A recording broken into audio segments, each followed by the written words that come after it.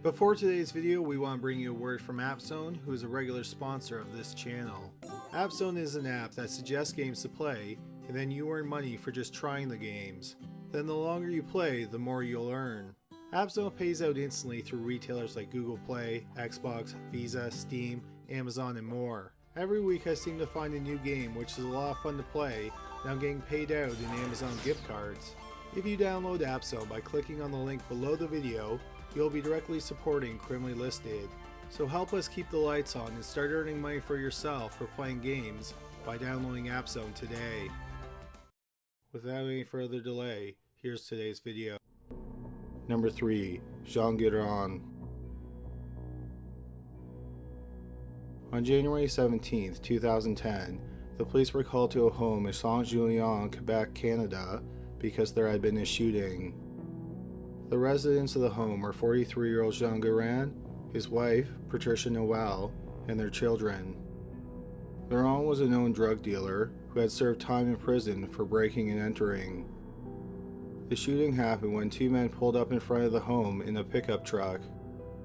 Guerin was apparently angry with the two men because of a previous drug deal that went badly, so he opened fire with his 9mm handgun. The men in the truck ran, but 4-year-old Francois Richard didn't make it very far. He was shot twice, and he died because of his wounds. Guerin pleaded guilty to second-degree murder in April 2011, and he was sentenced to life without the chance of parole for 12 years. A month after he was sentenced, the police received an odd phone call. The caller told the police that Guerin had asked him for a favor. Guerin wanted him to move a freezer in the basement of his house where his wife and children were still living. The caller said that there was a dead body in the freezer. The police went to the family's home, and sure enough, in the basement, there was a freezer with a man's body in it. He was identified as 42-year-old Eric Veal, who went missing on December 22, 2009, a year and a half before the police found his body. Veal had been shot once in the head. Since Francois Richard was shot outside of Guerin's home, the police didn't do a thorough search of his home.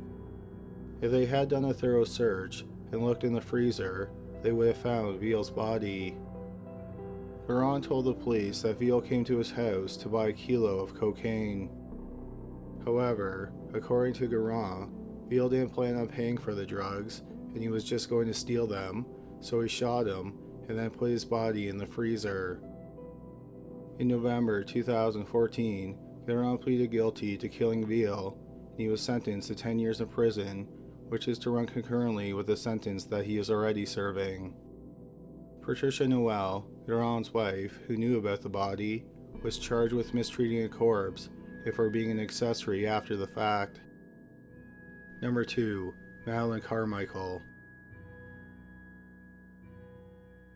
When Andre Carmichael of Brooklyn was 12 years old, his aunt asked him an odd question.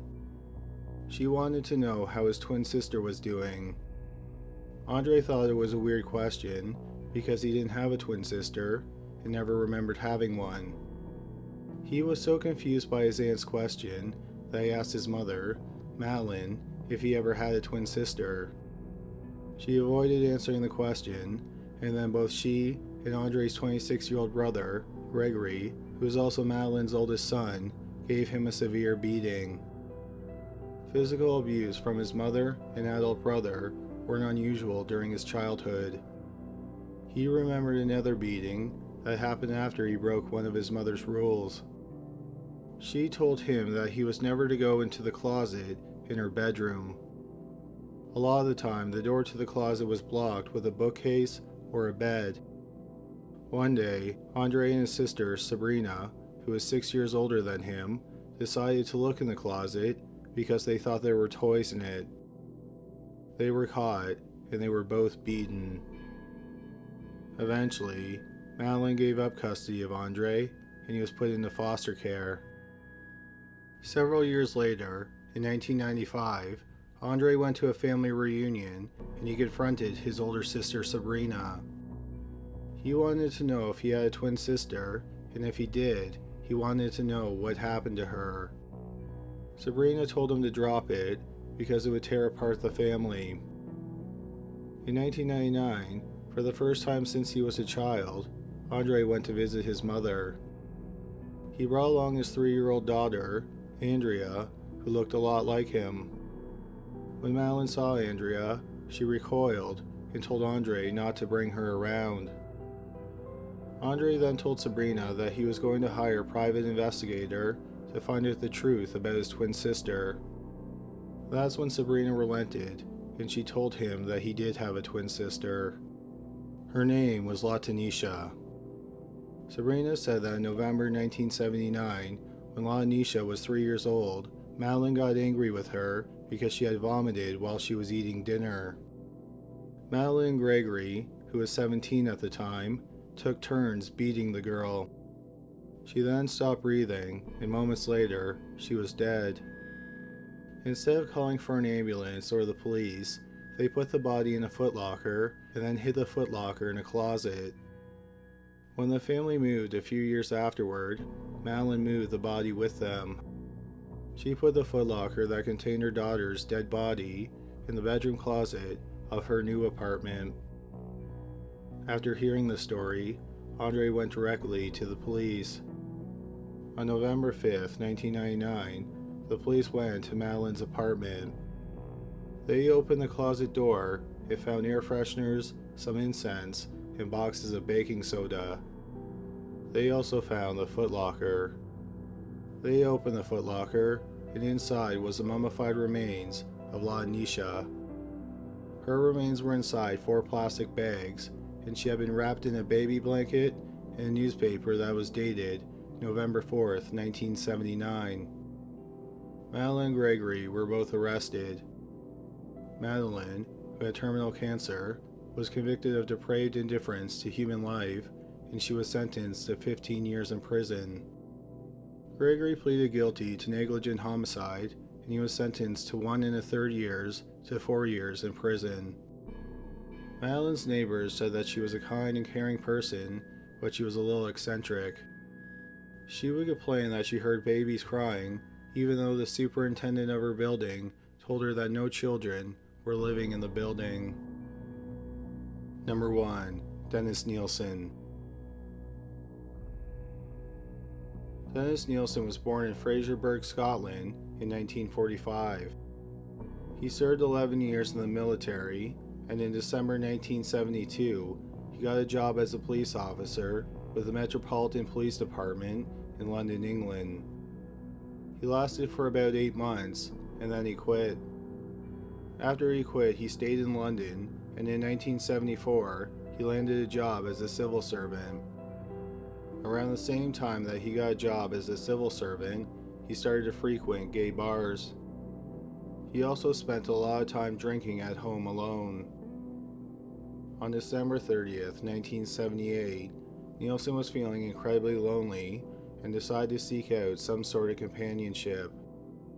At a pub, he came across a teenage boy who he thought was about 17 years old. The young man wanted to buy alcohol, but he was denied.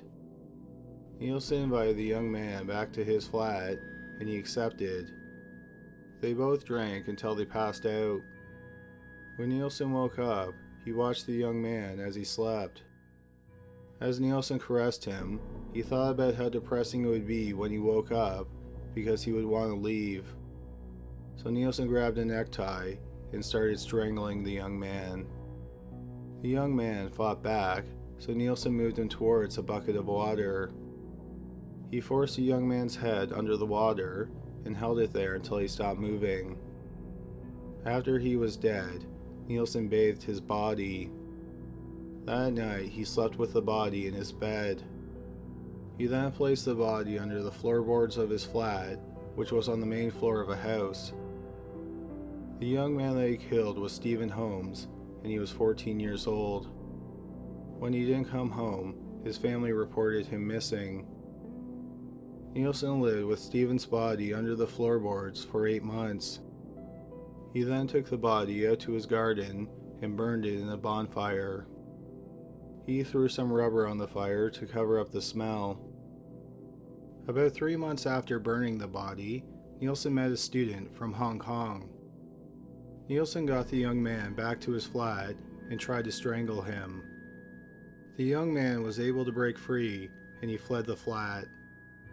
He reported the incident to the police and the police questioned Nilsen.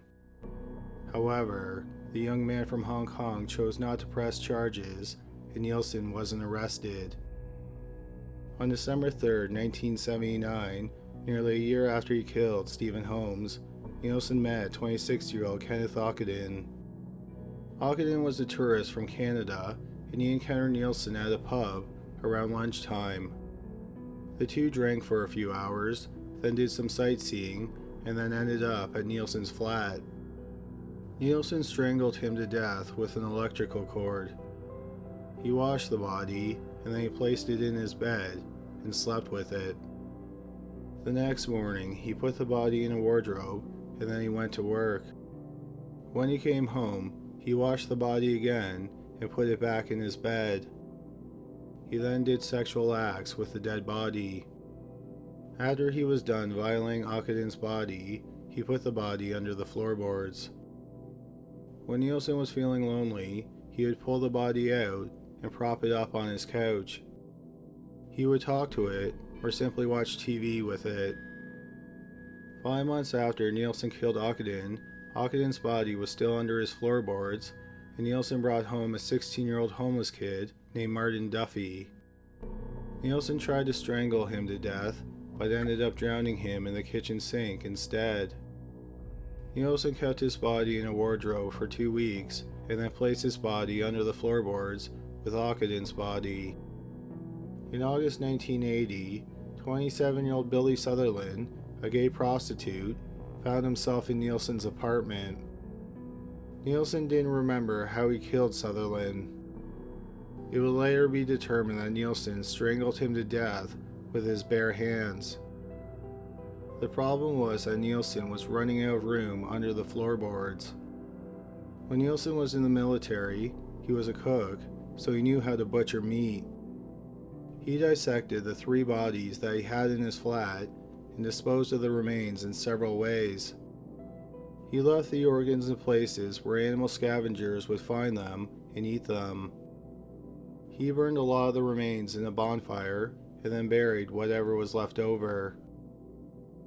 Then between September 1980 and April 1981, Nilsen supposedly killed 7 men. Nilsen didn't know the names of the 7 victims, and they have never been identified. After killing the men, he would keep them under the floorboards for a few months, and then dispose of them by dissecting them and then burning the remains in a fire. By September 1981, Nilsen had killed 11 men altogether, and under his floorboards and hidden around his apartment, he had 2 full bodies and the body parts of 4 other men. On September 18, 1981, Nilsen encountered 24-year-old Malcolm Barlow. Barlow, who had epilepsy, was sick in a doorway near Nilsen's flat. Nilsen brought Barlow back to his flat and called an ambulance. The next day, Barlow was released from the hospital, and he went to Nilsen's flat to thank him for helping him. Nilsen invited him into his flat for some drinks, and Barlow accepted. Nilsen killed him later that evening. Not long after killing Barlow, who was his 12th victim, Nilsen dissected his body. He then burned all the human remains that he had in his flat in a bonfire. Because of Nilsen's lifestyle, he wasn't exactly the most ideal neighbor or tenant. His upstairs neighbor constantly complained about the smell that emanated from his flat. Nilsen told his neighbor that the smell was just the house settling.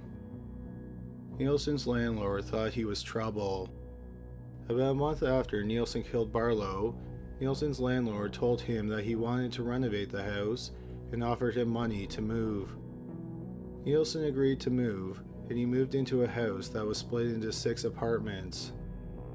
Nilsen's apartment was in the attic. In the attic apartment, he couldn't store bodies below the floorboards, and he didn't have access to an outdoor space like the garden at his last flat.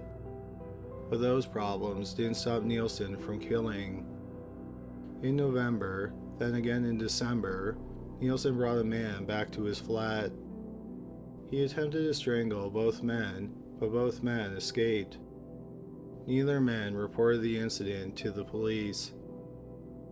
In March 1982, Nilsen invited 23-year-old John Howlett back to his flat. When Nilsen attacked him, Howlett put up a fight and even tried to strangle Nilsen into unconsciousness. Unfortunately, Howlett wasn't successful and he lost consciousness first, but he didn't die. Over the course of 10 minutes, Nilsen tried to strangle Howlett to death, but he still didn't die. So Nilsen filled up his bathtub and drowned Howlett. He stored his body for a day in the closet. The next day, he dissected the body. He boiled the hands, feet, and head. He cut up the rest of the body into tiny parts and flushed what he could down the toilet. The parts of the body that he couldn't flush, like large bones, he threw out with the garbage. 6 months went by, and Nilsen didn't kill anyone. Then in September 1982, he brought home 27-year-old Graham Allen, who was a homeless man. Nilsen attacked Allen as he ate an omelet, and he strangled him to death.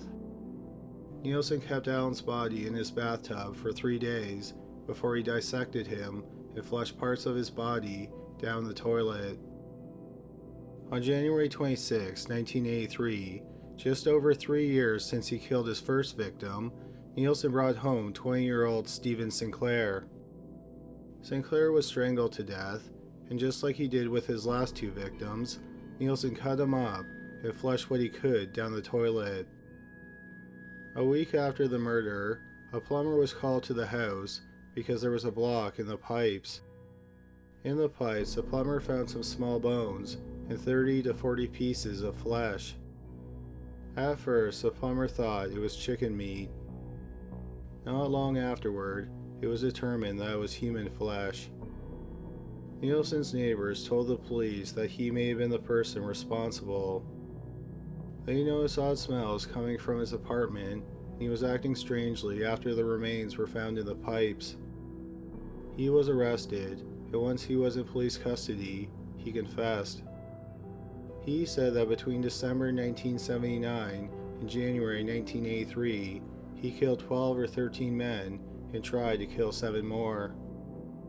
However, the true number of victims is believed to be 15. He killed 12 men in his first flat and 3 more after he moved into his attic flat. By the time he went to trial, only 6 of his victims had been identified. So he was only charged with 6 murders and 2 attempted murders. He was found guilty and he was sentenced to life in prison, and then he was later given a full life tariff. Nilsen died from a blood clot on May 12, 2018. He was 72 years old.